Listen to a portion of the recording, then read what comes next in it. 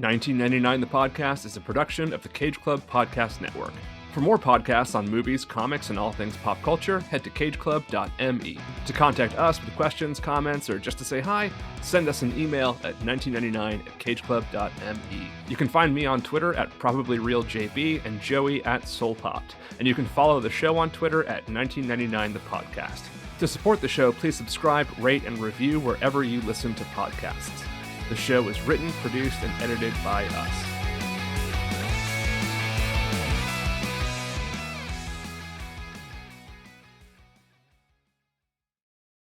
Hello and welcome to 1999 The Podcast. I am not John Brooks. And I'm not Joey Lewandowski. What's going on? Everything is all backwards today. Well, I will tell you, John, that we are running to 2 bits of new ground in this episode. It is the first one where I am tasked to do actual work, and also, more importantly to the relevance of this episode, it is the shortest title of a movie we've covered so far, and the shortest we might ever get to, unless we cover the film X from 1996, which is set in 1999, or we go back in time and cover the movie Pi from 1998. That could actually be one character. It could even, it can be 2 characters or one. That's very short. I still remember from my sophomore year, whenever I took geometry, a girl on the board did the pi symbol, but like she did the top line straight and both legs wiggly, and we're just like, oh no, like you're presenting about pi and like you did everything backwards. Burned into my brain, my secondhand embarrassment for her. Is there an official correct way to write pi, as long as it's got the little like table? I think it's just like 2 straight legs and then like kind of the wiggle, the tilde at the top. Yeah. I think you can also do like a flat top, but she did like the wiggly legs. We're like, oh no. What are you doing? Anyway. Minus. So this is the shortest title of the year. Is that right? I looked on a bunch of lists of like short movie titles, and there's a bunch of movies that are shorter. Like there's, single characters, but like nothing that came out in 99 as far as I can tell. And I don't even think there's any other 2 letters that came out in 99. Definitely no like major ones that I could find. But I was excited that I don't know X from 1996, which is set in 1999. And then I found Pi. I mean, there's the movie X that came out a year or 2 ago by Ty West and stuff. Like, there's been other ones, but I know Triple X from 2002. Hell yeah, man! Go check out Too Fast, Too Forever for that movie. Yeah. Mm-hmm. Released in theaters on April 9th, 1999, the same day as Never Been Kissed, and in the second week of The Matrix's short-lived box office reign of terror. This is the 105th highest domestic grossing movie of 1999. Earning $16.9 million domestically, another $11.5 million worldwide against a $20 million budget, starring Sarah Polley, Katie Holmes, Jay Moore, William Fichtner, and Scott Wolf, and featuring Taye Diggs, Breckin Meyer, Timothy Oliphant, Desmond Askew, Jane Krakowski, J.E. Freeman, and Melissa McCarthy in her film debut. Today we are talking about Go. And John, it is time for you to do some goddamn work on this podcast. What is Go about? I really want someone to like never have listened to this show before and not know anything like why any of this is happening. Go. It is Christmas time, 1999, and capitalism has failed the white people of Los Angeles, California, such that they now, in their desperation, must resort to selling drugs, gambling, and engaging in MLM scams. We follow the same general timeline of events from the perspective of 3 sets of characters, starting with Rana, played by former Ramona Quimby and international treasure Sarah Polley, a supermarket employee who needs some extra cash to make her rent. Simon, played by Desmond, is it Askew or Askew? I have no idea. Let's say Askew. Let's say like the word. It's probably Askew. Her British co-worker and sometime drug dealer, and Adam and Zach, played by Scott Wolf and my sworn enemy, Jay Moore. 2 television stars trying to get right with the police after getting busted on, is it drug charges? I couldn't remember. Speeding tickets. What is the charge that they were busted on? Who knows? Crime. On crimes. Pretty sure it's drug charges. I should have written that down, but I always forget what it is. Anyway, they're in trouble, and they have to do a favor for the police to get out of trouble, which seems unethical. I'm not sure if that's legal or if that's just a standard sort of, community service thing or what. But If you know, write in and tell me. Adam and Zach's attempts to get Simon to sell them drugs in what turns out to be a sting operation organized by Burke, played by William Fichtner, fails when they find out he has gone to Vegas for the weekend, and so they enlist Rana instead. Rana, desperate for extra cash, takes her co-workers and friends Manny, played by Nathan Bexton, and Claire, played by Katie Holmes, to see Simon's dealer Todd, played by America's boyfriend Timothy Oliphant, to sell to Adam and Zach and Burke, but she catches on that it's all a setup and she flees and must find a way to pay back Todd and make enough money for the rent. But when she arrives at the big local rave and makes a killing selling allergy medicine as ecstasy to idiot kids, she also makes a killing by getting apparently killed as she's hit by a yellow car in the parking lot, at which point the movie takes us back through the same timeline to show how Simon, Zach, and Adam also fit into the narrative. And as you said, Breckenmeyer and Taye Diggs are also in this movie, but it's hard to fit their characters into a quick plot synopsis, so we'll talk about it later. And that is Go. You could just say that one is black and one thinks he's black. Mm-hmm. Sure, yeah. Mm-hmm. We'll talk about that later, though, because that Breckenmeyer stuff feels very 1999. Oh, yeah.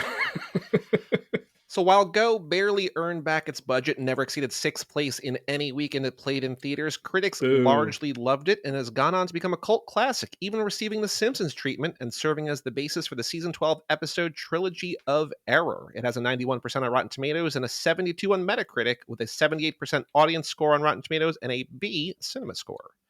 As far as I can tell, our main men at TNT Rough Cut did not review this, which is a major bummer to me. I was hoping to find out what they thought of this. However, all of this. Yeah. Many critics who did review it likened Go to the work of Quentin Tarantino, thanks to its dialogue, pace, and non-chronological storytelling. This comparison was used both positive and negatively.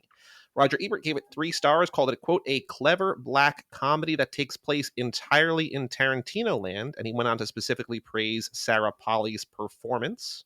Leonard Maltin, meanwhile, dismissively described it as, quote, junior pulp fiction, which seems like a common sentiment at the time, as many saw this film as wannabe Tarantino and a knockoff of other 90s movies, including Swingers.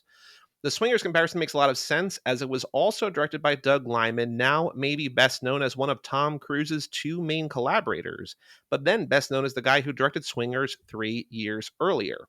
Mm-hmm. The movie was written by this guy, John August, who originally wrote the Rana part of the story for a short film called X, which also, that might be this X, possibly, which tells me this guy just likes short titles. He fleshed it out with more characters and more story, and it turned into the movie we all watched for this episode. Anyway, that's a lot of heavy lifting I've done in everyone's favorite segment, the intro. So, John, why don't you let everyone know who's joining us for this episode? I will in a second, but I first want to figure out if it's the same X that you were talking about. I did my research in 2 different sittings, and I did not make the comparison. It might be. So it's 1996 X. That would be a wild... Okay, let's see. No, that's 1996 X is like an anime. I don't think that's it. Do we want to talk about why I picked this now, or should we do that in the episode itself? We can talk about why you picked it now. Okay. So for anybody who's listening for the first time, maybe you're a fan of one of the podcasts that one of our guests does, everyone's favorite Jessica Montez, or Jessica Collins, aka Montez podcast, possibly, probably. If you're new to the show and you don't understand the premise of anything that we've just done, this 4th season of our show, John and I are sort of switching off duties. John has done most of the heavy lifting for the show so far and has tasked me to write intros for 4 different movies. We each picked 4, and then we split a 9th this season. And so Go was a movie that I'd seen once a long time ago. I think I watched it probably around the time that I also saw Swingers.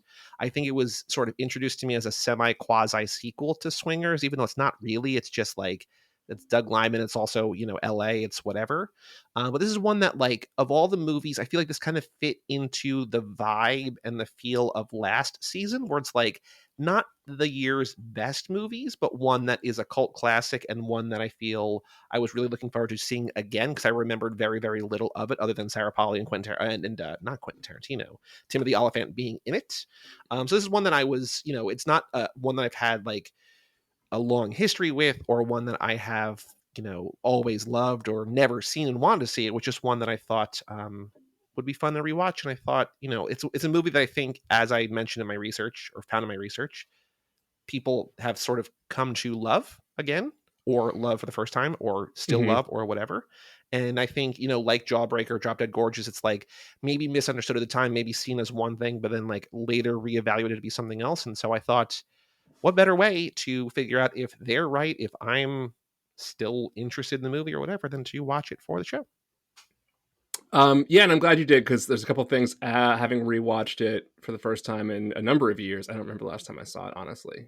I watched it a bunch when it came out, because I was in the cult that it was a classic of. Hmm. Is the Tarantino-ness? I think we'll talk about that in the episode more, because I think that's an interesting criticism. I'm not sure that it's one that I would make today necessarily. I don't know. We'll talk about No, that. I think my very high level thought on that is that I can see why people would make that, but I think they just sort of lacked the language to describe it otherwise. Like, Yeah. I think that's a it good just way to kind of say it. feels like Yeah. postmodern in a way that they're like, well, he's the guy who's doing it, so it's got to be like him. It's like, well, not really. It's just like Yeah. somebody's trying something different.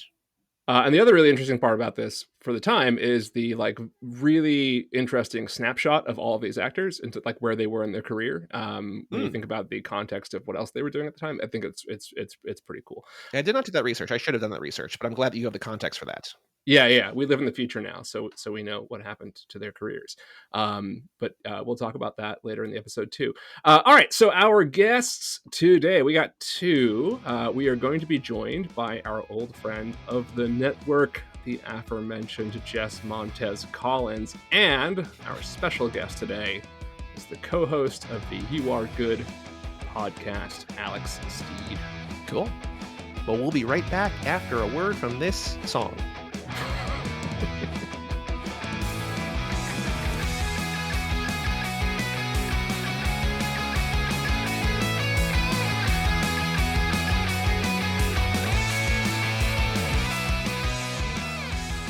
Well, welcome, Alex, and welcome, Jess, to your first episode of 1999 the podcast, for a movie that both of you seem to like an awful lot. Even though this was Joey's selection, this is the rare case where Joey has actually like seen a movie. I've got good taste. What can I say, baby? Yeah, you do. Actually seen a movie at least one time before we recorded Not the in theaters, though. episode. Not in theaters. Too young. You were too young. Although I will hint, next episode's movie, I think I saw in theaters. We do think that you saw that one in theaters. Very exciting. There is a legend about that. Alex, you've just come back from a whirlwind tour of the United States of America. How did that go? I sure have. Yeah. So I was the tour manager for the You're Wrong About Live tour. And we went all over the place for a couple of months, and I am so happy to be home. I like touring a lot, but I'm old, so it's nice to be home. I hear you. As someone who is bordering on being up past bedtime, yeah. Yeah, no, I can't believe. Are you guys? Is it 9:30 where you are now? Yeah, 9:37. Yeah, I'd be dead. I've got the comfort of the West Coast time zone working on my favor. I can go to bed at 9:30 and sometimes do, but I'm not necessarily always beat by 9:30. Yeah, I used to be like one of the kids in this movie, and now yeah. I'm like, you guys are awake at 9:30. What's wrong with you? Yeah. No, I hear you. What was your favorite city, and why was it Boston? I have so much. I'm originally from New England. I have so much Boston baggage, but we did have a lovely time in Boston. We had a great time in Boston. We also just took a week. We had like a week off because of how the schedule worked out, and we got to hang out in Brooklyn for a week. And I lived in Brooklyn in 2007, and Me it's too. different. Wait, are you now. guys the same person? We are. Yep, same person. Also, like, you don't look very similar, but you also don't look entirely dissimilar either. Yeah, we look So, like we are of a similar people. that you would be at the same family reunion, like not necessarily directly be like, oh yeah, like totally. we're fourth cousins twice removed or something. That's exactly right. You're I'm from Diane's Maine? kid. Is that right? Well, I'm originally from Boston, but I Okay. grew up in Maine. Yeah. Okay. Got it. Well, I'm originally from Everett, if we want to be real and not tell All lies. right. but in Maine, that's Boston. Sure. Yeah, I grew up outside of Boston and lived in Brooklyn for a number of years as well until. Oh, fantastic! Yeah, it was nice to before. revisit all those places. And the only city I'm happy to report, the only city that has not changed since I lived in it in the aughts is Burlington, Vermont. Exactly the same. All the same businesses, same speed, same weirdness. Burlington is exactly the same. Rest assured. 2006 Burlington, 2023 Burlington, same city. No one else can report that. No one else has that going. Jess, I don't think you've been on any whirlwind tours of the U.S. lately, but how's things with you? Good. I actually recently got a job in New York, so I've been traveling back and forth between Virginia and New York. And Joey knows that this is well past my bedtime. Yeah. Well, Montez, we got a Fast 10 coming up in a couple of weeks at the same time. So just prepare. You can use this to prepare yourself for that. I am getting ready. As you're going to be calling Jess Montez on the episode, and no one's going to have any idea what you're talking about. Oh yeah, okay. So I'll give a quick background. So Jess was one of our early and passionate fans of Zack Attack, the Zac Efron podcast that I did with my co-host of Too Fast, Joe Too, and she was writing in a lot, and we were condescendingly talking to her like she was Vanessa Hudgens' character Gabriella Montez, and through no fault of her own, we just started calling her Montez, and that name has stuck through multiple podcasts. So Jess, no name at all anything like Montez, but we call her Montez for no real reason other than it's her name. So she is Montez, but she is Jessica Collins, aka Montez. That's right. Mm-hmm. Of course. Yeah, obviously. Totally. Makes all the sense in the world. I knew it. I mean, if you have any idea where the Montez name comes from, you could put that together. I don't think there's too many other pop culture references to someone named Montez. Probably not. Of note, but the necklace is T as in Timothy Oliphant. Right. That's a High School Musical reference for the 4 people who have seen Go and High School Musical, 2 of which are me and Montez. Montez, you've seen High School Musical, right? No, still haven't seen it. Oh, okay. Never mind. So okay, well, I have now because I have children, Joey, who are girls who are 10 and 7. So I have seen High School Musical.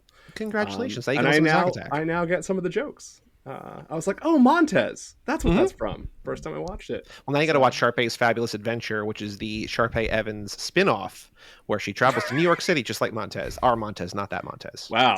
It's also prophetic. Who knew? It's funny. I recently was interviewed for an oral history of Kenny Ortega, just as a person who likes Kenny Ortega. So cool. I'm really I was like, what is my authority here? And they're like, you just like him and you've said nice things about him. So I'm a fan of choreographer director Kenny Ortega. So I'm glad that this conversation. You're right at home here. Now he directed High School Musical. He sure did. Right? And he also directed Newsies. Am I wrong about that? Yep. He sure did. That's his first, it's his directorial debut. And then he directed The Descendants later and Hocus Pocus. Right. Yes. He's got a lot going on.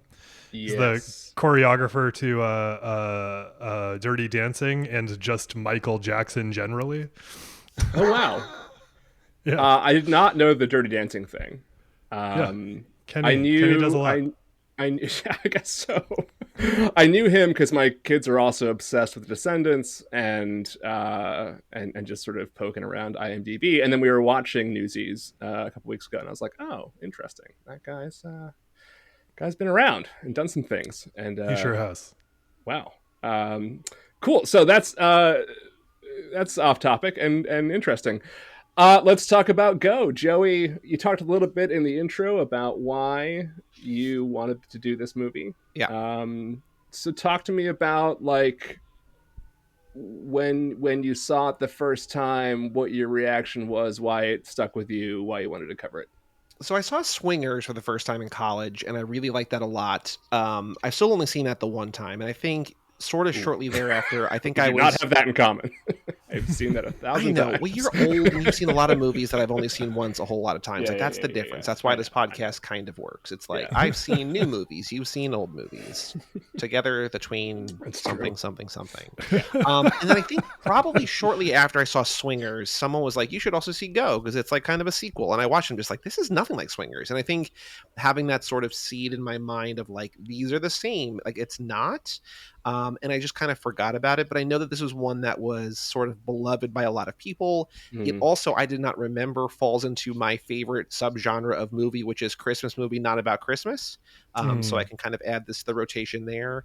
But it's filled with people that I like, that I wanted to see again. I'm also particularly interested in the Timothy Olyphant career before Justify, where it's just like, you didn't really know, like, people wanted you to be like a scumbag, but like, that's not what you're really great at. And like, even if he's good in here, like, I want to see him as Raylan Givens. Like, that's my Timothy Olyphant. I know that Deadwood was before, and I see that point, but like there's so many people in here that I want to see again, and this is a movie that I was saying in the intro, feels like it's in line with the last few movies that we've covered, where it's like not the best movie of 1999, but a good movie that is beloved by a lot of people, and I was interested in revisiting it. And then we have someone who's apparently making it his life's duty to like go on every podcast and talk about this movie. So I mean, I'm thrilled by that. This is an accident. We had intended to cover this in Christmas, and for some reason we didn't, but I've covered it on another show, so I am going to make it my life's bit to cover this on other people's shows, but never ours. It's a great bit. I'm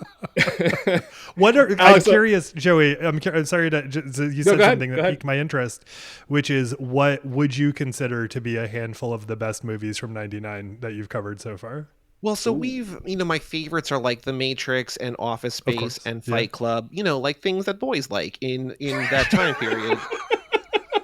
I don't know. I all would movies like to say that I saw in the I theater. also love those movies, and I am not a boy. That's true. Well, he didn't say just boys, but he said specifically boys. Specifically.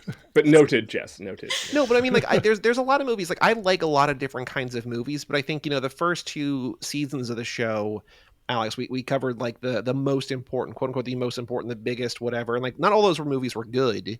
Like we watched American Beauty and we watched Boys Don't Cry, where it's just like, ooh, these, they're noteworthy for the year. But then we watched a lot of other ones, like the ones I mentioned, but also like Eyes Wide Shut and Magnolia and stuff like that, where I'm just like, these are like really good movies. But I also love, like, I'd never seen before this podcast, 10 Things I Hate About You, and I love that movie now too. And I rewatched The Talented Mr. Ripley and we covered that, and I love that too. Like, there's a lot of movies from this year is really good for movies. And I'm not saying that this is like decidedly worse than those, but like, I think it's a step down, but it's still like, it's not trying to be that, right? Like, it's not it's not Stanley Kubrick spending 400 days making a movie. It's not, the Wachowskis inventing new technologies. It's like, let's tell a story in a different way and try to be kind of cool and edgy, and like, it works. Yeah. Cool. Well, thanks for that. Thanks. I agree. Those are all You're great welcome. movies. And I will be signing off now. Yeah. Thanks, Joey. See you later. Jess, I know you're eager to talk about this. This is one of your favorites. Explain why. Okay, so RIP Netflix DVD, first of all. Yeah. So and also Netflix sharing your account with people, apparently. $8 a house. Can you guys believe that? That's so expensive. Go fuck all of yourself, Netflix. I'm going to be paying like $40 a month for Netflix so I can share with my parents and my sister. I didn't watch this movie legally. I just want everyone to know. Good. Okay. Congrats. That's good. Sorry I didn't hurt Jess. Seems like the right way to do it. That seems like the right way to do it. Yeah. So this movie was like one of the first movies that I remember very vividly keeping for weeks on end from the Netflix DVD time. And I watched it almost every single day for like 3 weeks. I'm almost positive I own this.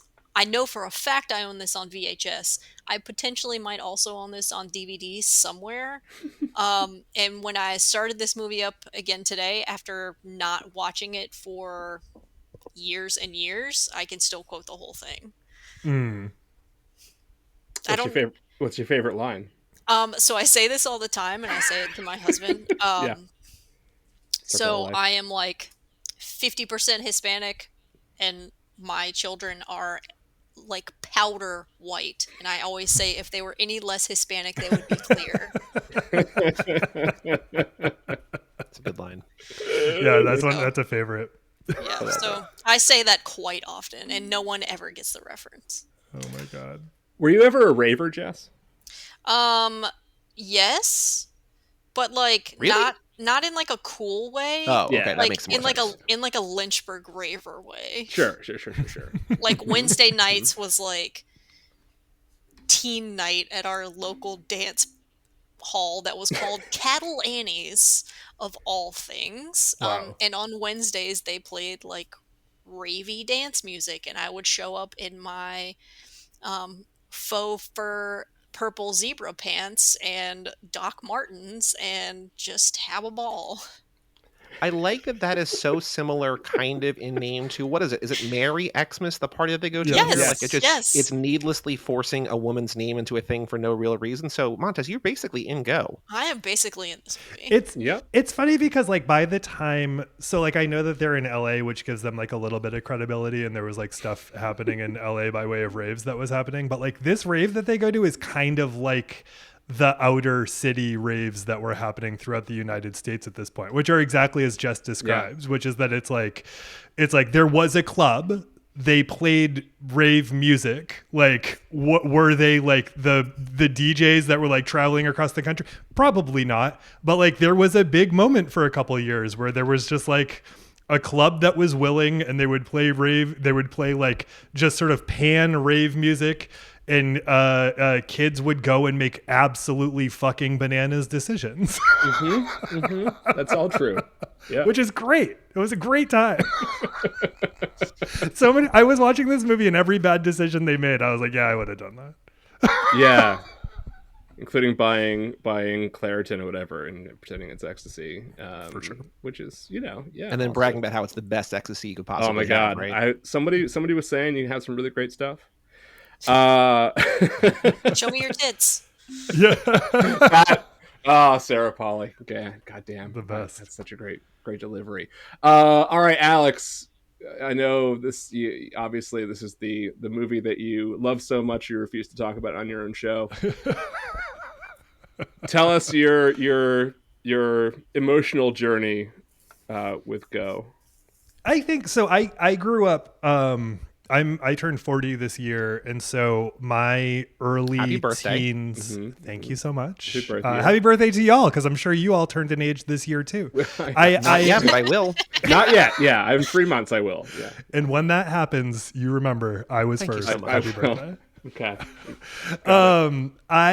So if I'm being really honest, like the when I was younger, the independent 90s cinema movement stuff was happening, and I watched a lot of that stuff because I thought that it was important to watch it, and I liked some of it, and I also just wanted to be cooler than people and a little shit, and so I watched those movies, and Swingers was one of those movies for sure.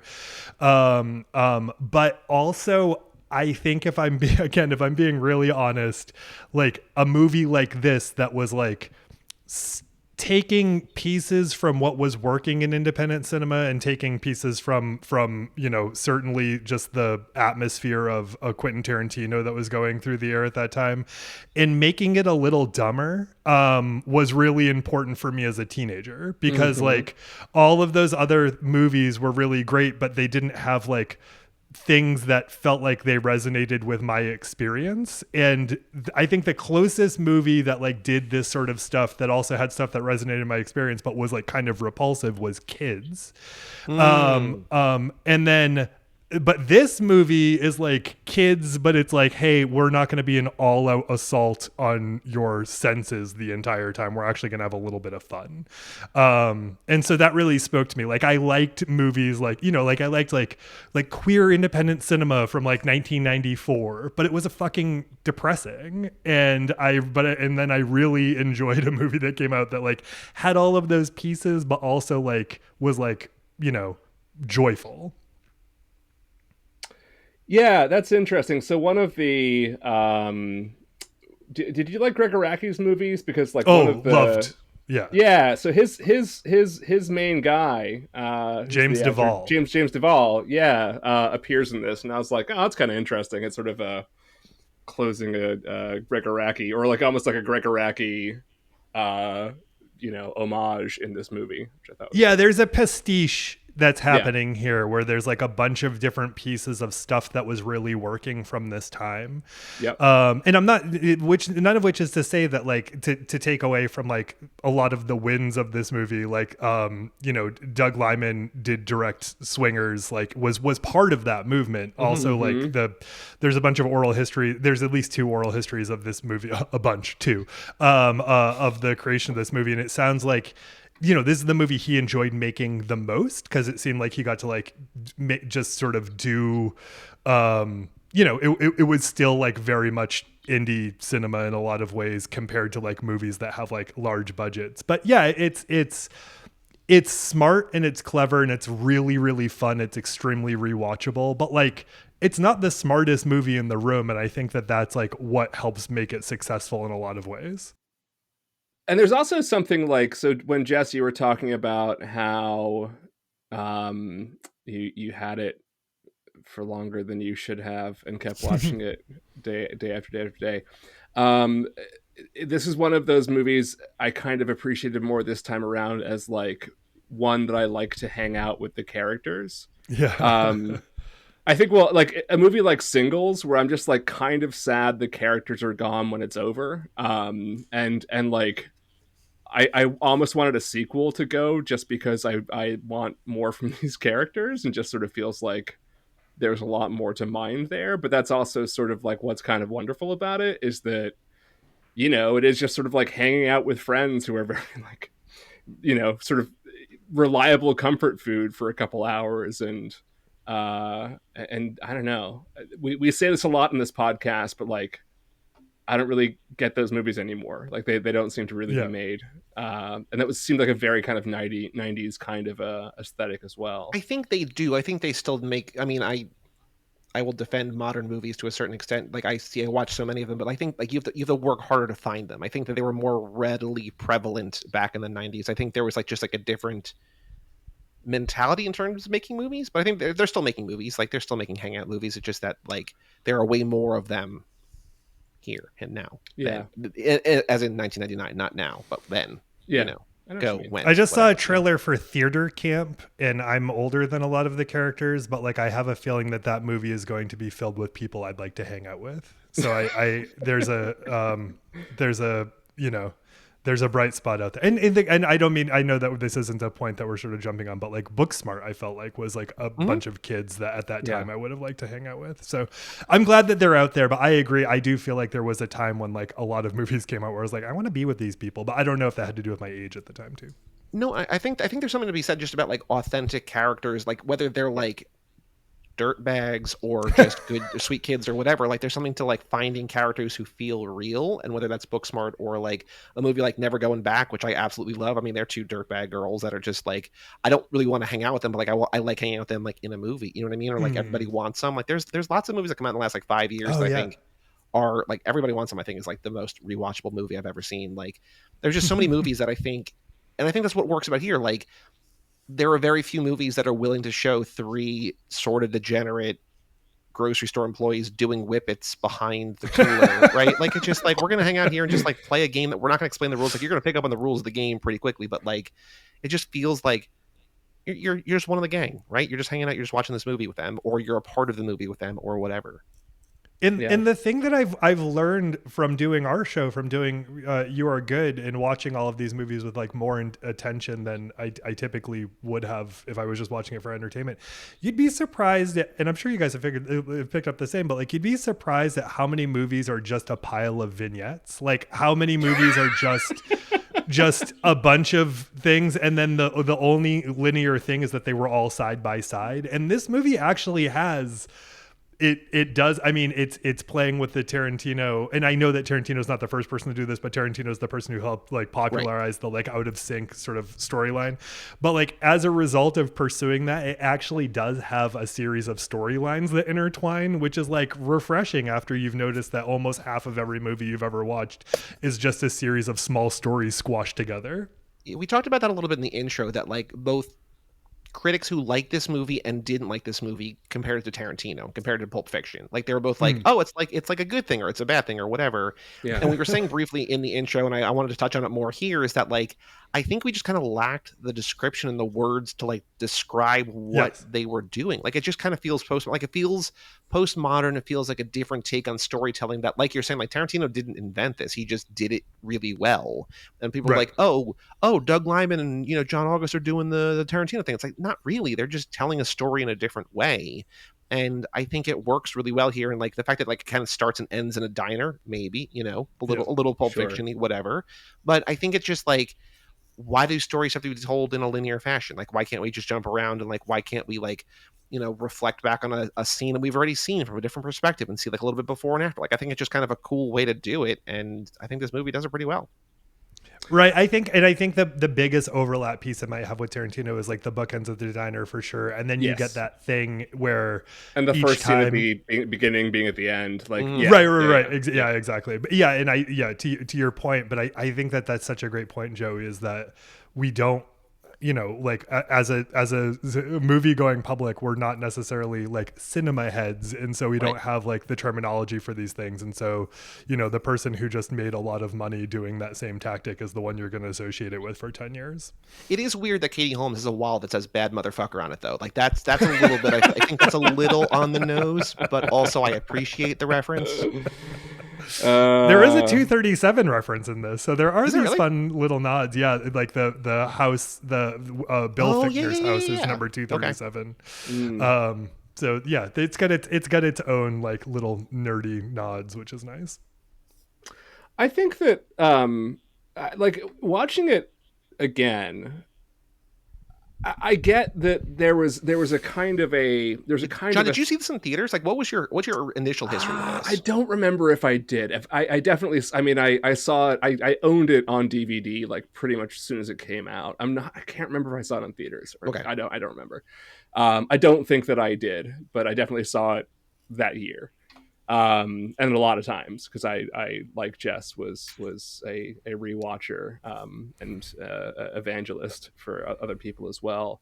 And I think that like, yes, there was a certain kind of Tarantino wannabe subgenre in the 90s that this kind of belongs to, but it also very clearly is doing its own thing. And I realized watching it again just how sort of monumentally influential this movie is, because I don't think a lot of stuff before this movie was like this movie, but I think a lot of stuff after was, right? And like I think a lot of movies today sort of what Go did that was kind of risky is just so commonplace now, even within the sort of like edgier kind of young person, teen, / early adulthood types of movies.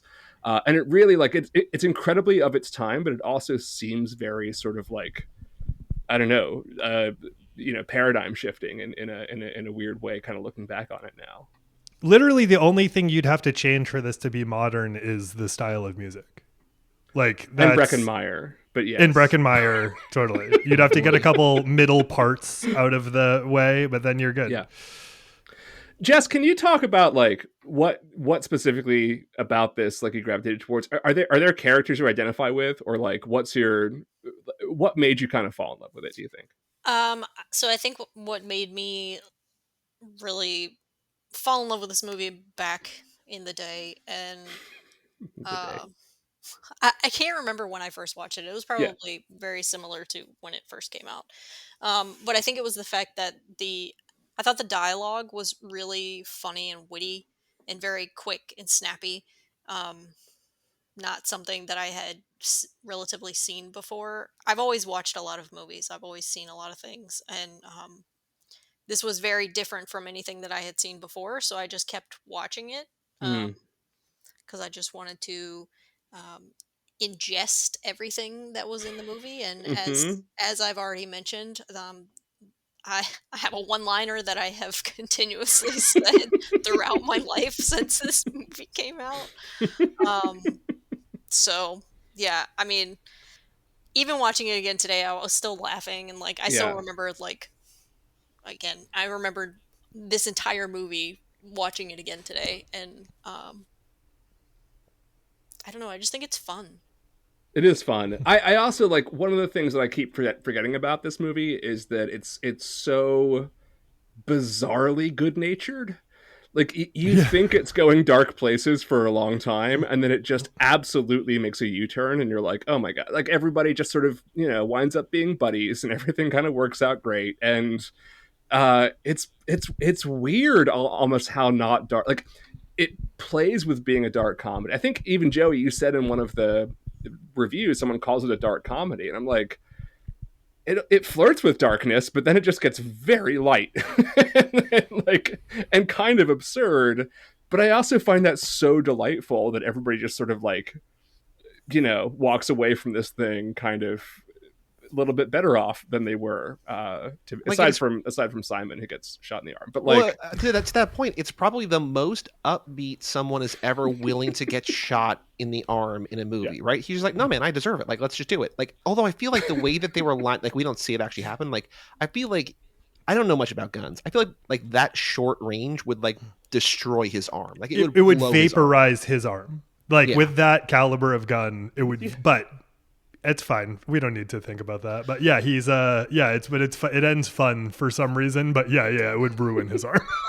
I have two very important questions, mostly for John, but I also, maybe there are other movies that we have not yet covered. But John, I think this is our first example, more interestingly, of a 1999 grocery store.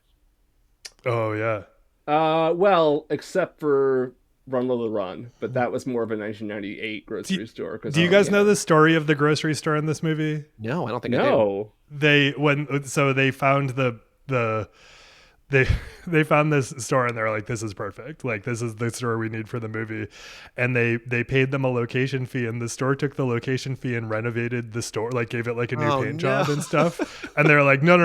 And they had to like change the store back to the way it was originally. There is something so like specific. There's a Twitter account like Liminal Spaces that highlights a lot of places like this, where just like, this doesn't feel like it exists in a time, but it exists outside of time. And I know that that's just like how a lot of things like in like any year you look back on, like, feels like this, but there's something special about being like, oh right, like this is like what life was like it's a look back. And like, you see a movie like White Noise that kind of like creates this like artificial, and like, it's not looking for realism, but it's just like, it's kind of doing that. But this is like, no, this is really doing that in a way that I kind of had like an ASMR sort of like weird kind of visceral reaction to. Less important, is this our first Macarena on the podcast? I think it is. And it's a remix. It's not the original Macarena, but it's still the first Macarena. Even the first Macarena that you're referring to is a remix of the real first Macarena. Yes, so there's a chance that the Macarena just is timeless, and it started we don't know when, and it just reiterates every couple years. The Bronze Age. I'm so glad you brought that up, because when it came up, I forget that it's in this movie every time, along with forgetting when he talks I always to the cat. Too. I forget that Manny is a character in this movie. Like, it just, for some reason, like that, he's great, and I think it's very funny, but that whole like subplot with him, I mean, she forgets about Manny too at the end, so I guess maybe you're supposed to forget about Manny, but yeah, I always forget that whole subplot. I love his scene with the cat. Yes. Oh my god, one of my favorite. Like, yes, you're gonna die. I can read your thoughts. And then he's like, what's the Chinese ruler guy? Xerxes? No. Not who they refer to. Yes. And he's like, Chiang Kai-shek is with a C. And he goes, you're going to die. Yeah. Perfect. That's an amazing scene.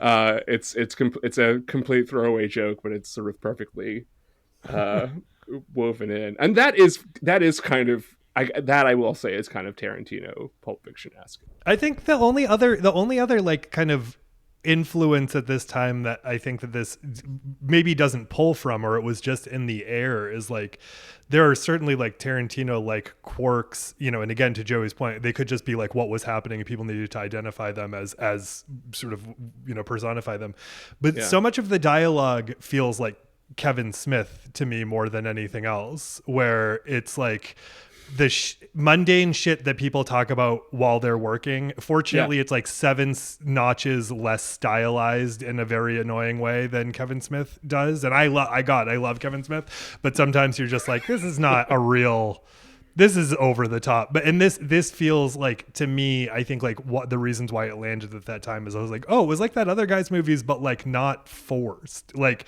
I agree with what Jess has said, like line for line. I'm terrible at remembering any series of words strung together generally, and that's just a thing about me. But like, every one of these lines, when they hit, I'm like, oh yeah, I remember that line, and it's fucking hilarious. Like, every single line in the movie gets me in some way. There was an obsession in the late 90s with the sort of organic dialogue. Yes. Right. And I think this movie does it very well. I hadn't really thought about it, but I'm trying to think, is there like a line that's delivered by any of the actors that sort of makes me cringe and feels sort of fabricated? And none of it does. And yeah, it reminds me of like Cameron Crowe kind of. It's like it's that sort of natural sort of chit chatty and like the way actual humans talk without, you know. Kevin Smith does it to the point of like contrivance. It's sure. kind of weird, totally. Right? But yeah, it's a really great script. Like nothing does really feel like, a lot of it's clever and funny. Like especially some of like William Fichtner's lines are fantastic, and he's kind of an absurd character, but like it makes sense. Like it feels real within the scope of the movie, which is. In a movie like this that I think is so known for its kind of pace and just like vibrancy, it's not a dialogue movie. Like it's got great dialogue and it's got some fantastic jokes in it. Even when Rona gets hit with the car, like it's very funny, even though it's horrific, like terrifying. Well, I do like when they come back to that, like when we see it from Jay Moore's perspective, and like they basically do like the Schrodinger cat, like, well, either she's dead or she's not dead, right? Like it's like one of two things. It's like, well, yeah, but those have like wildly different outcomes. Like it's like, yes, that is true, but one of those means very bad things, and one of those means very not bad things, right? So it's just like you're the right. whole scene where Jay Moore tries to walk him through not freaking out by pretending like they're on set, and like he like Molly. Say hi to Molly. Oh my god, hi Molly. Hi Molly. Then he comes out of me, he's like, I'm not delusional, as if he didn't just say hi to Molly. It's so funny. Well, my favorite is he says, I'm not delusional. He says, then pick up the fucking body. Yeah. Oh, it's a thing of beauty.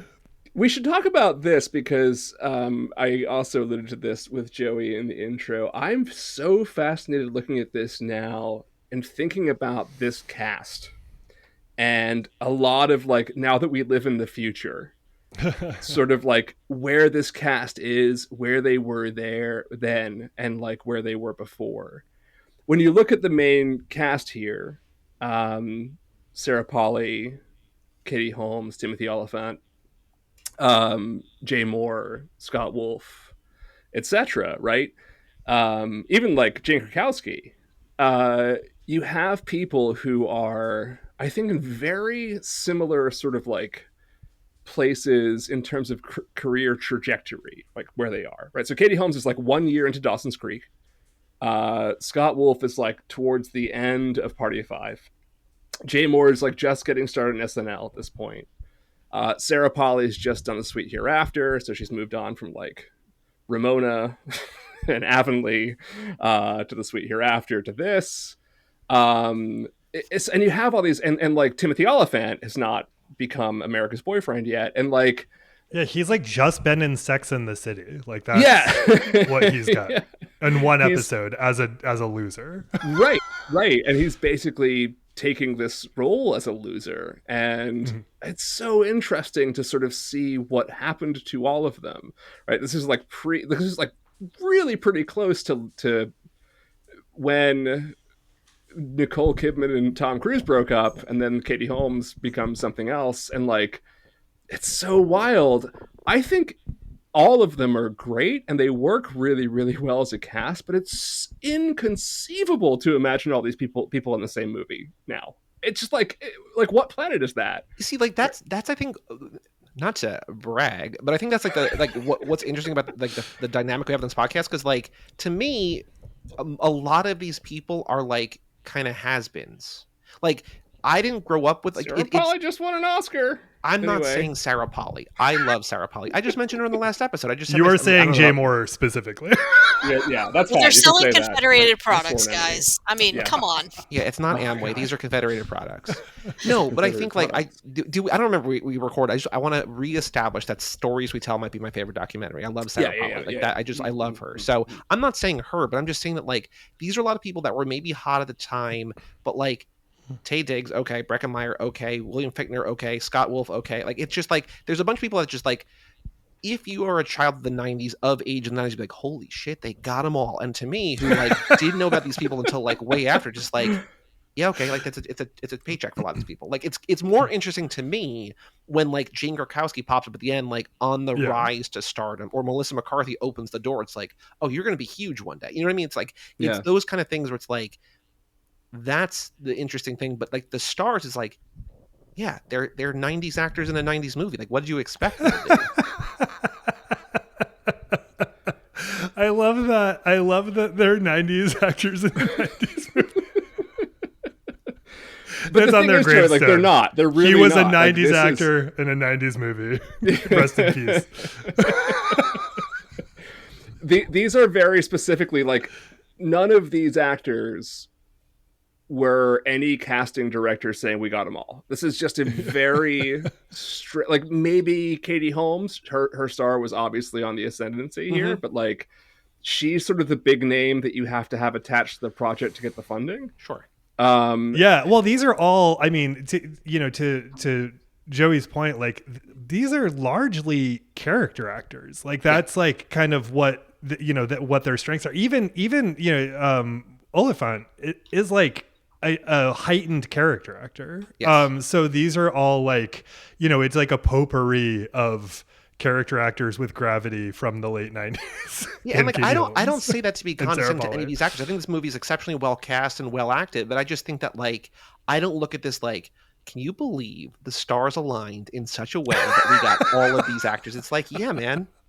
Well, yeah. I guess what I meant by that is not in that sense. What I meant is that they are all in so many disparate corners of celebritydom at this point that it's like they just are not on the same wavelength. Yeah, it's like an episode of The Surreal Life. It's like people from a bunch of different places that are like not necessarily connected. Well, I think that's also the other like weird thing about this year is that like we've seen multiple actors in 2 or 3 different movies, and it just feels like there's something in the proverbial water or whatever, which is like they're just trying like independent of one another. People are trying like different blends of things to see what works, and like sometimes like you throw a bunch of stuff in a blender and like it comes out great, and like other times, maybe later this season, who knows, we'll get some things that don't quite taste as good. So I don't know if any of you guys can relate to this. I have to confess that the one sort of stain on this movie in my life has been that it set my appreciation for Timothy Olyphant back quite a ways.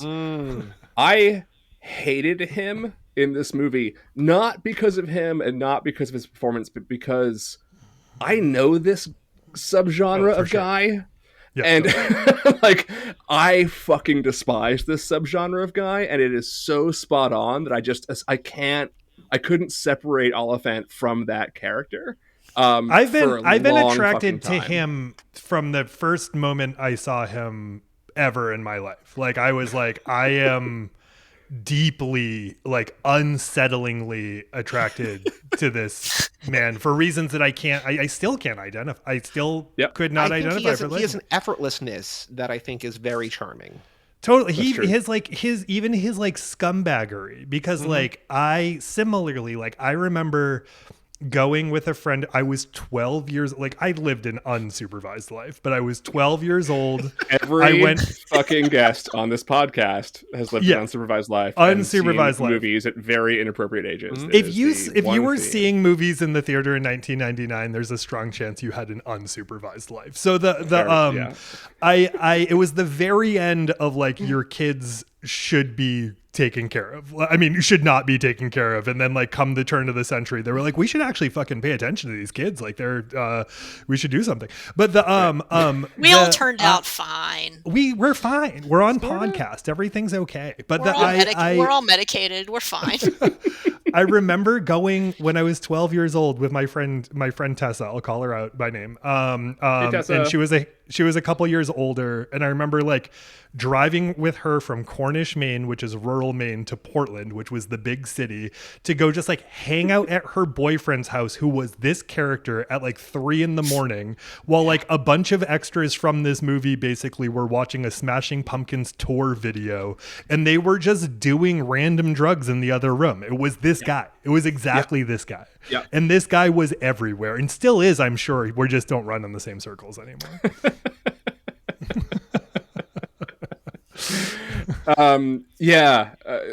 I could tell basically the same story. I mean, there's no need. I could just change the city, but yeah. I have a question about Timothy Olyphant in this movie, and I want your opinion, because there is a question that we've been asking, and I think we need to, well, it's not going to replace that question. Are we going to talk about Guy Pearce? I'm replacing the Guy Pearce question because Katie Holmes calls Timothy Olyphant only medium cute, and I'm like, is he, or is she just negging him because it works? She's negging him. But like, Jess, what's happening? It's that facial hair, man. It's not doing it for me. That's true. The fucking sideburn things and it's the fucking flaming dice neck tattoo. I mean, like, come on. But even that, I'm like, how did it happen? But listen, I would still make out with him after I left a diner, forcing him to buy my breakfast. Until the cat came until the cat came and told me I was going to die. Yeah. From another bit from that era, from that line exchange, is that she's on ginseng and Dexatrim, as I was like, boom, God. 99. Is she also on herbal ecstasy? Like, what else was happening at that time? That's fantastic. Holy crap. How do you think the music has aged? Because I still listen to Air, so of course I haven't gotten any better. Some that's really great, but I feel like a lot of especially towards the late 90s, a lot of the electronica got pretty awful. Well, this is a tremendous, I mean, for sure. Like you're right. I mean, I think that like these aren't, if you talk to like aficionados of music of this genre of music from this time, this wasn't necessarily celebrated as like the best time. This was celebrated as the time, as like year 3 of record labels being able to actually make money on the music and like bringing up certain stars in order to do that. But if you look at it like this music, like at the time, sort of got made fun of by a lot of different people for reasons that I totally understand, largely because they were hanging out with the kids who got sold fake drugs and didn't give it a good name. But if you consider that this was the alternative to nu metal, like at that time, the popular alternative to nu metal, it's fantastic. And no offense, nu metal, and I listened to some of it, but I listened to some of this at that same time. And if I were going to listen to this or fucking Korn's second CD, I'd listen to this anytime. The line between like Limp Bizkit and Len was very thin, but I will agree that like Steal My Sunshine still just I'm thinking more of like the like actual electronic musicians, but totally. I think you're that Len song's a banger. It came on in a store the other day and I sang along with it the entire way. It's hard not to, man. It really is. I do think there's something special about, you watch this movie from 1999 with all these music, or with all these songs, all this music, and you're like, yeah, this really brings me back. And then you watch a song or a movie like from today set in 99, and they use the exact same songs the exact same way, but like, come on, you're posers. Like, it's just like there's something about like using the shitty songs authentically that it's like, yeah, you captured it. And then if somebody was just like, no, I did the research, like this is what they were listening to, it's like, yeah, but you're trying too hard. Like there's something, it as the kids say, it hits different when it's like they're putting them in because it's cool, which is what makes it work because it's not, right? You're talking about Yellow Jackets? Is that what you're talking about right now? No, I'm not talking about anything specific. I'm just talking about like any kind of like retro nostalgia thing where it's like most of that doesn't work because it doesn't actually, like, there's too much thought put into it. But just like, this is a cool song, man. Yeah. Yeah. I mean, look, Yellow Jackets basically stole my mixtapes and like used it for their soundtrack, and like that's fine. But like there is something about it that seems sometimes like pretty inauthentic, where I'm like, did they all listen to this much Tori Amos? I'm not really sure if that's you know, I know some of them listened to a lot of it, but did they all listen to all of it? Okay, maybe I'm talking about Stranger Things.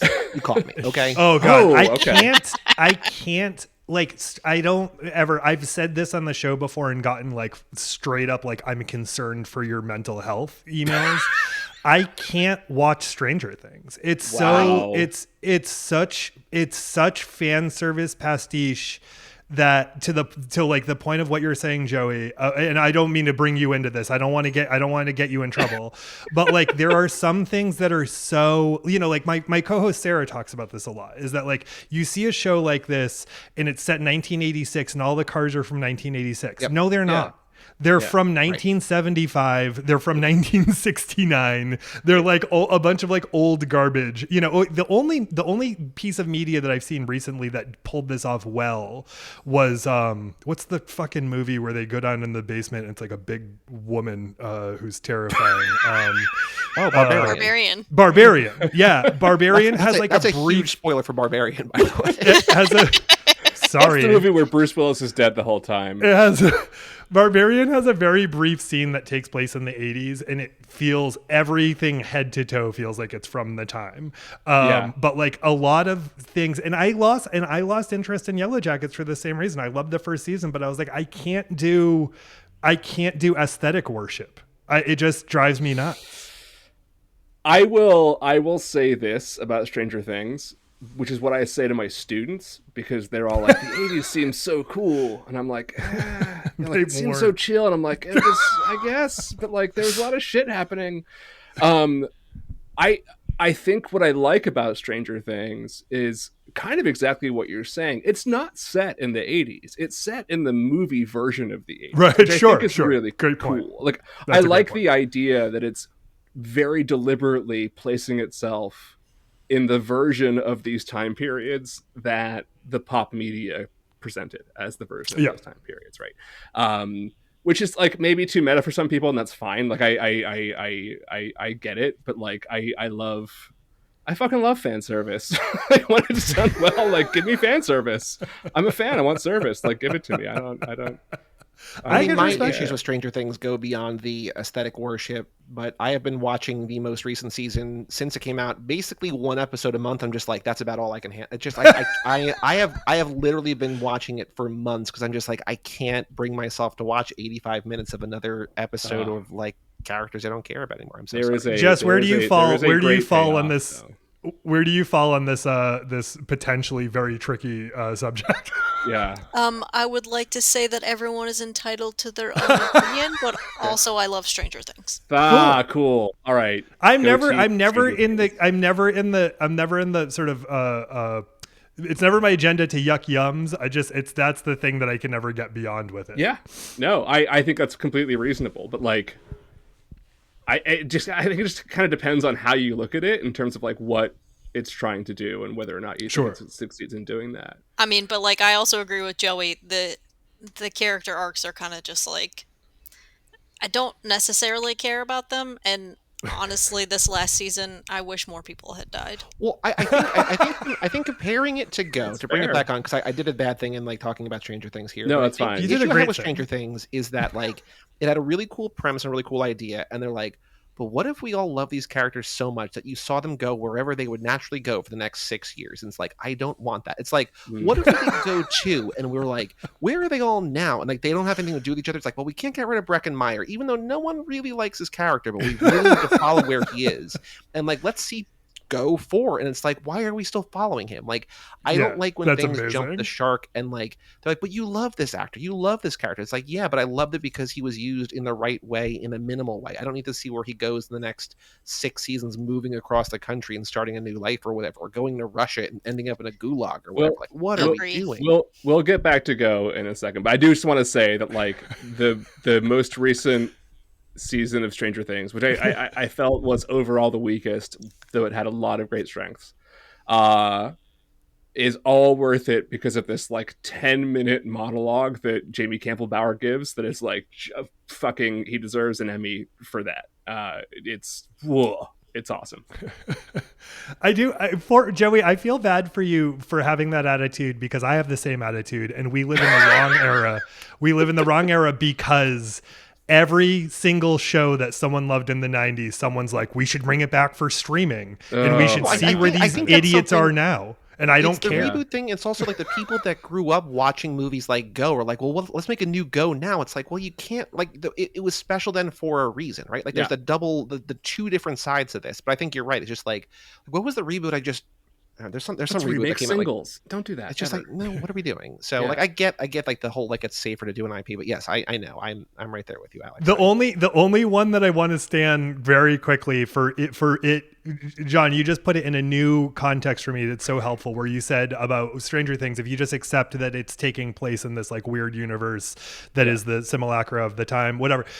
We cover in our bonus episodes and Just Like That, which is the Sex and the City sequel. And if you just assume that it's something that someone has banged their head real hard in the show, and this is just a series of visions that they're having while in their concussed state, the show works very well.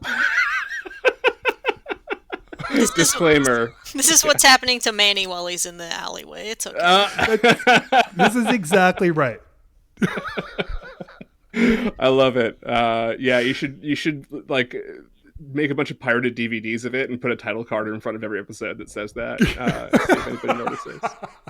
Can one of you who is older and or has seen this movie more try to explain what they were doing with Breckenmeyer? Like, were they trying to be funny? Were they trying to be ironic? Too. I knew this guy. I knew this guy. So I've been we all knew a this lot guy. About this. I knew a guy, several guys who listened to Tupac and Biggie. Who are white. I need to specify the characters I'm referring to, like Breckenmeyer are white, and got very comfortable with the idea of using the N-word in front of black friends, and then also rationalized it by some delusional myth about their mother's mother. Their mother's mother. Exactly. Several people. Usually, like the white guys I knew who did this would try to pull it off by saying, more often than not, that they were of Native American heritage somewhere up the line, and that somehow authorized. But this character, I knew at least like 10 of them in my high school. Oh God, yeah. Oh yeah, absolutely. Because I think Spot him on. telling Taye Diggs' story to Taye Diggs and getting the details wrong is very funny. It's good. Yes, totally. It's good commentary. Yeah. When he doubles down with the N-word and everything and just like doesn't drift from that character, I'm like, ooh, like this I know feels like so. Okay, I also want to compare this scene. So like, you know, we talked about this being like maybe a Tarantino knockoff, even though it's not really.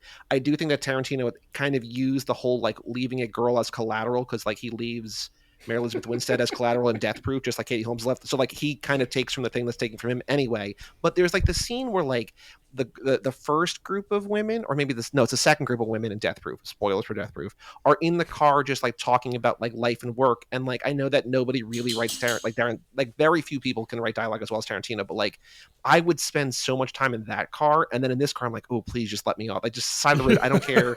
Just let me out. I don't care. I will walk. I don't want to be with you guys anymore.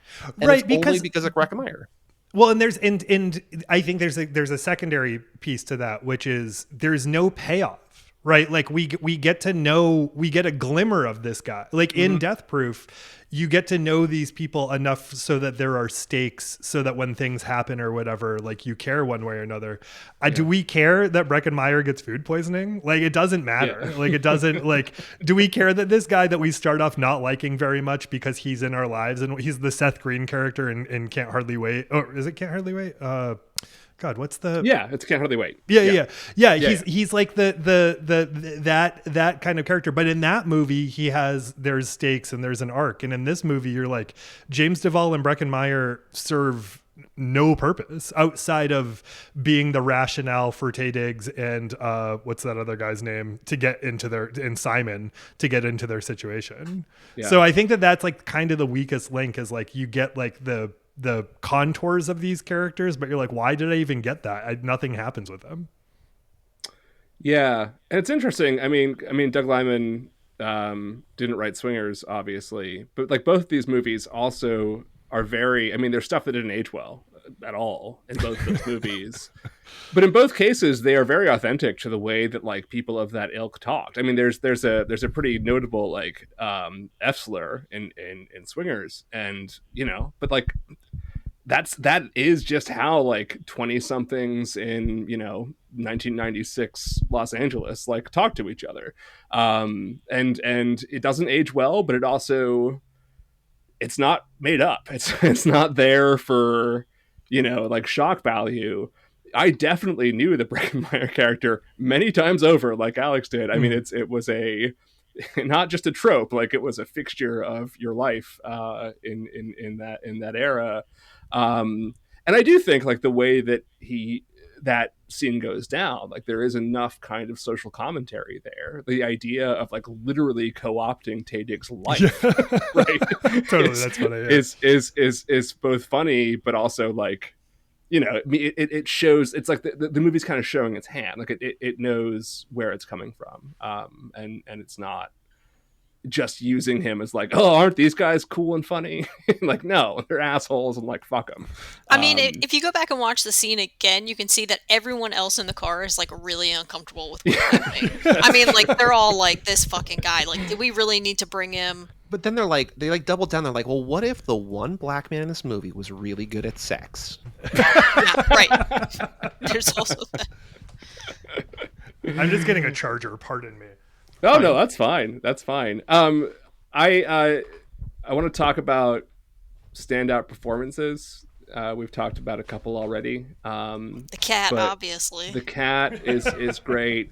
I guess the person that I think like, obviously people would talk about is Katie Holmes. I don't think she's given much to do, and I think she does fine. I think she's actually quite great with what she is given to do. I think she's got one of the funniest lines. Like she's the one who sees through everything. Where she's just like, "Gay men are so attractive." Or like, what's her line? Where she's God, yes, yeah. Yes. Where everyone's like, I still can't really tell like what William Fichtner is trying to do. If he's hitting on them, if he's not, if he's just trying to like get them on his side. Both though. They're both like fucking complete weirdos who also are only want them to join his fucking MLM. Like that's the joke, right? Like that. Like they are. Big, totally. And very similarly, like, again, a very similarly resonant scene where I've been with people and I'm like, I know one of several weird things is happening and I can't identify which. But I liked her character so much because like they just like walk by her quickly as she's like pricing groceries, and she knows exactly who they are and like what they are, and like can read the situation in a way that nobody else can. And like if she was in any other character's role in this movie, she would never even make it to the drug deal. Like she would never be duped to like trying to buy drugs in the first place. Like nothing. She just like, she's above all that, right? She's just like, she's going to skate through life kind of unscathed. Yeah. I have friends who've worked with Katie Holmes and say just the nicest things about her as being sort of like not just like a great actress, but like as a champion of them and their careers, even though there was no, seemingly no reason for that, but like someone of her caliber to be able to sort of like be in their corners of the people who she's worked with and enjoys. And I always love hearing that because you don't always hear the warmest things about people who you enjoy on screen. And I feel like she's always so special in whatever she's in. And I feel like maybe having been married to one of the most whatever Tom Cruise is people on the planet is a thing that has unfortunately overshadowed her career. But anytime she's in something, I'm stoked for it. I love Katie Holmes. Yeah, I agree. I don't know why. I mean, because Joshua Jackson found his niche, and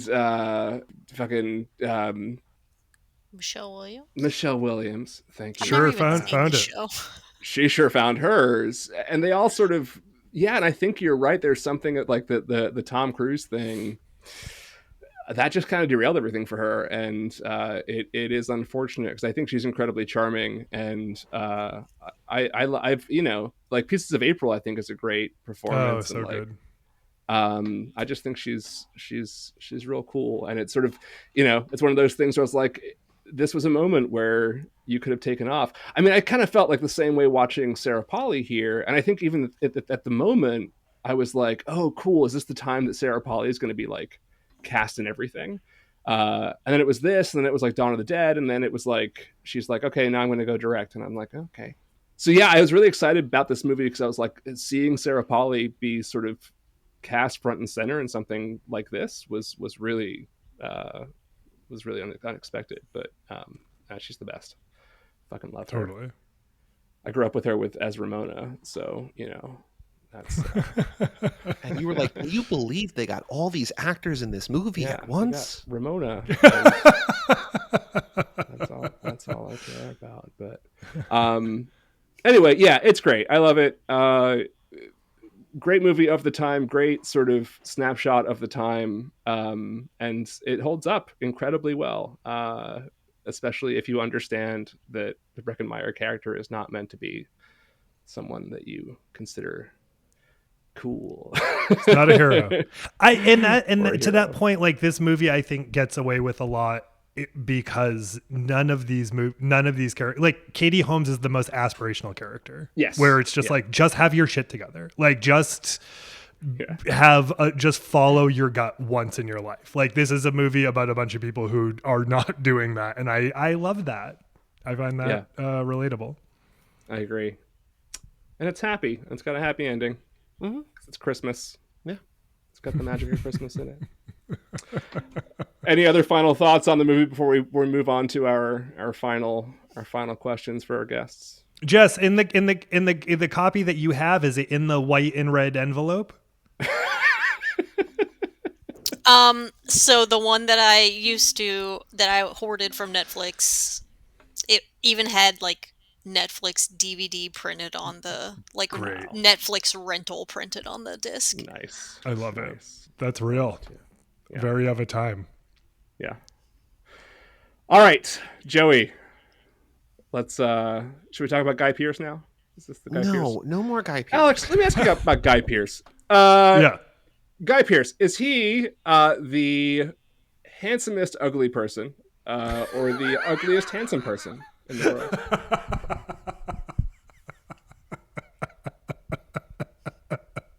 He gets it. I am similarly perplexed by Guy Pearce's role as a sex symbol. Yes. But I don't know. I as a man who looks every year of his 40s and is of just the scraps of European heritage, so I age even worse. I don't have a foundation to stand on here. Okay. All right. But attractive man? Yeah. Okay. Totally. He's got an energy. Looking. Yeah, Weird he's got a cagey energy. He's a interesting looking fella. All right. There are very few leading actors or actresses of any gender in Hollywood, leading actors who are not attractive. Yeah. We're not exploring this further. This is not an open floor for debate. No. I'm already exhausted by the Guy Pearce debate because I can't figure out how to ask the question and get a handsome right answer. Ugly or ugly handsome? I mean, I wouldn't kick him out of bed. Wow. Okay. That's the way to say it. But is he kind of weird looking? The lights are out. What Okay, Jess. All right, John? I'm looking at Guy Pearce.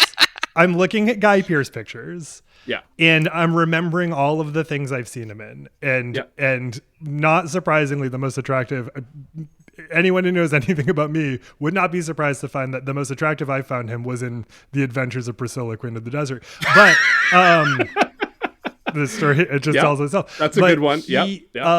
He in his older times looks fantastic. I completely agree with that. Yes. He's aged out of his weirdness into something. He's got some real daddy edge these days. He's kind of a male Sigourney Weaver in that sense. Oh, yes.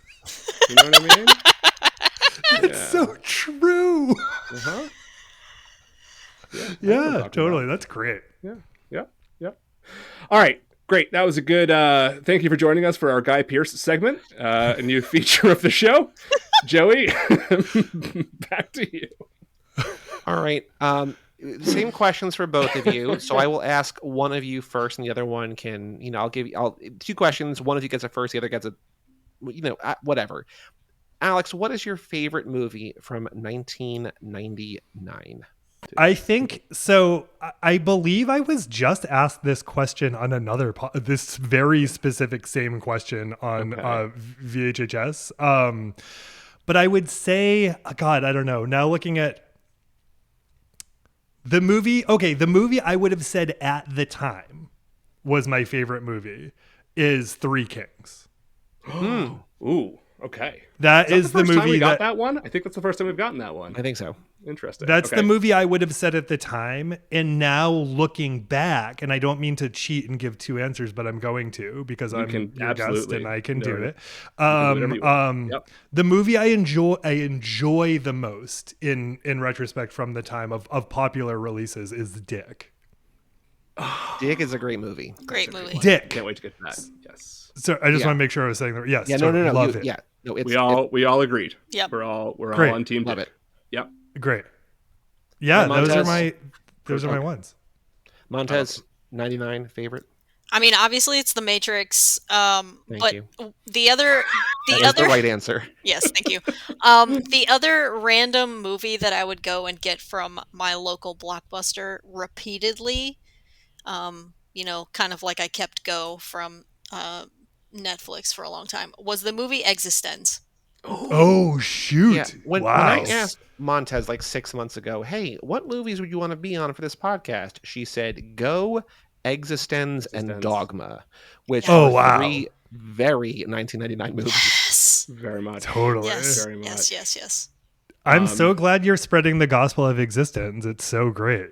It's so great. It's fantastic. I've been spreading that gospel for many, many years. I had it in my employee recommendations row at the video store. So oh my gosh, it's so good. That's a movie I saw once and I think I hate, but I don't remember anything about it, so I'm not going to say that I hate it when we watch it, but I think I did not like it at all when I saw it 15 years ago when I watched it. You might unhate it now. I might hate it now. Who knows? If I haven't seen it in so long, who knows? I feel that way so many times about movies we watch for the show as I revisit. I'm like, I loved this, and then I watch it, I'm like, okay. There's always a danger in revisiting. Sometimes, like Go, I revisit it and I like it even more every time I watch it. And then sometimes you have a movie like that where you love it and it plays a certain role when you see it or the number of times you see it the original time. And then it's like 10 years later, just doesn't work for you anymore. But I wonder, is there any movie? Because I mean, my history with this year in movies is wildly different than yours. But I'm wondering, I don't think there's a single movie we've watched so far that I've liked less this time around. I mean, American Beauty, but I've only seen that twice, right? Like I was like, oh my God, this is great. And then I'm just like, ooh, this is a piece of shit. But like other than that, I don't think there's any movie that I'm like, I liked less. So I think that this, I don't think that's really gonna change. Like I'm looking at the other movies that I've seen from this year and I don't think any of these are really gonna like be worse for me. I think I'm gonna like everything more. Like I think that it was a year of like pretty fucking competent, like if they weren't mind blowing, like there were a lot of strong, competent movies. Yeah. Montez, I think I know the answer to this question. I think the answer is Hobbs and Shaw. But what is your favorite movie of all time? I think I actually know the real answer because I think you talked about it with me on Cruise Club, but maybe it's not that movie. Legend. Yeah. Nice. Oh, that's great. That's greatest movie of all time. Is that your real answer? Or am I forcing you to a box there? No, that's my real answer. Okay. That will always and forever be my real answer. Second answer is going to be Paddington or Paddington 2. Hell yeah. And third answer is The Circle. Oh, God. Joey. Alex, I need you to know, and the listeners too, that Montez and I are really good friends that have very distinctly different tastes in a lot of things, but there are a few things that we hate with the singular fiery passion as Dave Eggers' novel The Circle and the film adaptation of said novel The Circle. Both of those can fuck right off. I was literally just about to say they could fuck off. I just saw him come up in some, I think a friend on Instagram, like a friend of mine, like interviewed him for something.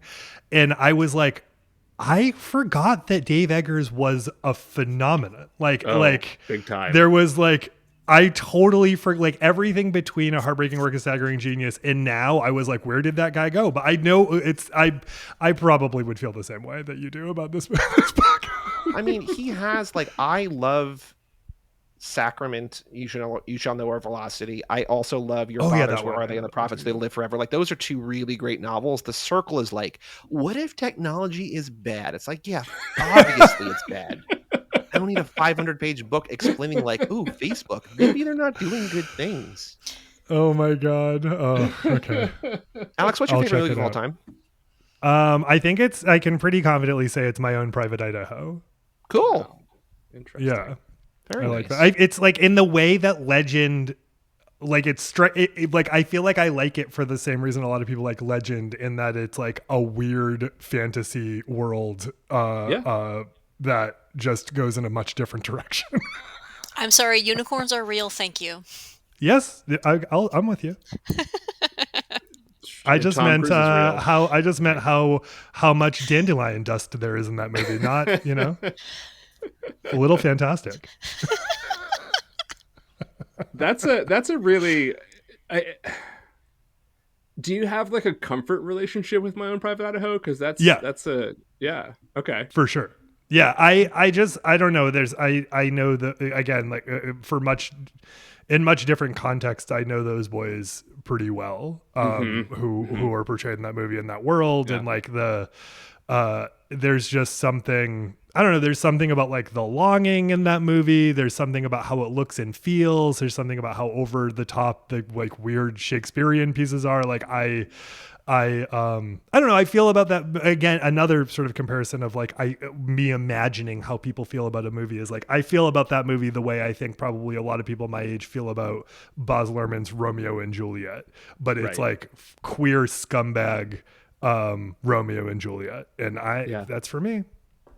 I will also say, when we did Keanu Club, we watched all of Keanu's movies. Keanu was in about a dozen, almost without much exaggeration, straight made for TV after school special, drinking is bad, doing this is bad, and then he kind of goes almost directly from that. There's a couple with Bill and Ted stuff, whatever, but then it's out of nowhere. It's My Own Private Idaho. It's just where did this come from? You were in so many unwatchable movies in a row, and then you pull out a movie that's just that, and it's just all right, yeah, okay, cool. But it was wild to the whiplash on Keanu Club of tracking his career, because it's so many are just not on My Worst Enemy would I make you watch any number of these movies where Jackie Gleason's your alcoholic father. It's what is he in I can't remember, is he in River's Edge? Because that's another whiplash one. He is in River's Edge, yes. Time. Yeah, you're just this is a different kind of cautionary tale. Yes. But that also, I think, is also the velocity of Keanu Reeves's career. If you start getting into it, once you get to My Own Private Idaho, it's just U-turn after U-turn of what, this, then this, then this? What are we doing? It's Much Ado About Nothing, and then Speed, and what? Totally. Where's your lane, man? I can't believe, My Own Private Idaho, I think, came out in 93, and The Matrix came out in 99. Ride he had from 1993 to 1999, I can't believe it. It's the fact that he came out being seemingly lovely is all the more shocking, knowing that he was just a giant forever. Yes. Yep. Mm-hmm. Our coolest person, Keanu Reeves. Love him forever. All right, guys, we will leave it there. Thank you both so much for joining us. Alex, love to have you come back for Dick. I'd love it. Great guest for that one, so I'll be in touch. Jess, Existenz is still yours whenever we get around to that one as well. I can't wait to hear it, Jess. I can't wait. It's gonna be a while because we got this round, which we already have planned out, and then we have I think we're doing horror next. I'm making next. John do horror. Yeah. I think we're doing horror next. And then maybe we'll go into just a coin flip kind of a round where we'll do Dick and Existenz and all those other ones but I'm a cheerleader that people have been wanting us to do. So great to have you both. Thank you so much. And Joey, what do you got to say? God, I have so many directions that I could go in this. You do. Oh man, I'm overwhelmed by options as to what. I will say that I'm doing the intro to the next episode, and the intro to the next episode is going to be our most somber intro yet, because we are going to cover in grave detail the slap heard round the world. From the Real World 5? Look out for frogs, everybody. Look out for frogs. Oh boy. We'll see you next time. No, Alex, not from the Real World 5.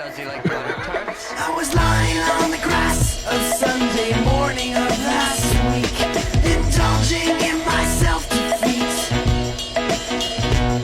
My mind was thought all laced the bugs, all twisted, wrong and beat. Uncomfortable, 3 feet deep. Now I'm fuzzy stare from not being there on a confusing morning week. Impair my tribal lunar speak. And of course you can't become if you only say what you would have